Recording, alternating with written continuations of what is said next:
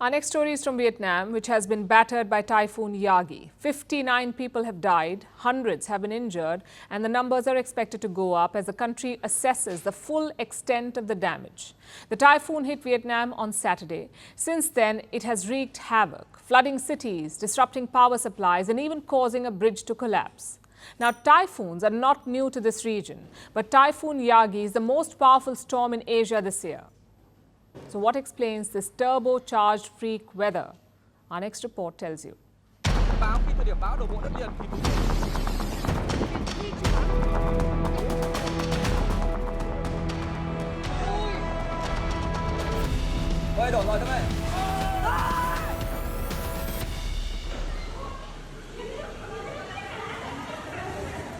The hotel employees were visibly struggling.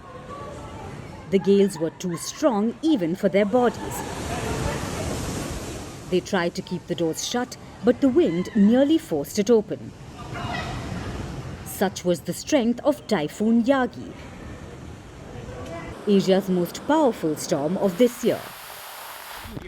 On Saturday, it made its landfall in Vietnam. Immediately, 2 provinces were hit by strong winds and rainfall.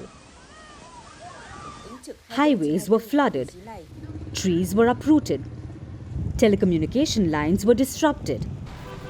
Many cities were without electricity, and economic activity in Vietnam came to a halt. 59 people were killed, hundreds are injured, and the death toll could rise in the coming days. In my entire life, I haven't seen typhoon with this brutal wind. Very strong. Have knocked down many trees on the street. I have to temporarily be under the shelter, under the bridge. The storm has devastated the city. Trees fell down to people's house, cars, and people on the street, causing huge damages to Hanoi and to the country. The infrastructure is badly hit, like this bridge in the country. It collapsed when the storm came. 10 cars and trucks, along with 2 motorbikes, fell into the river. One survivor was driving when the bridge collapsed. Before he knew what was happening, he was in the river.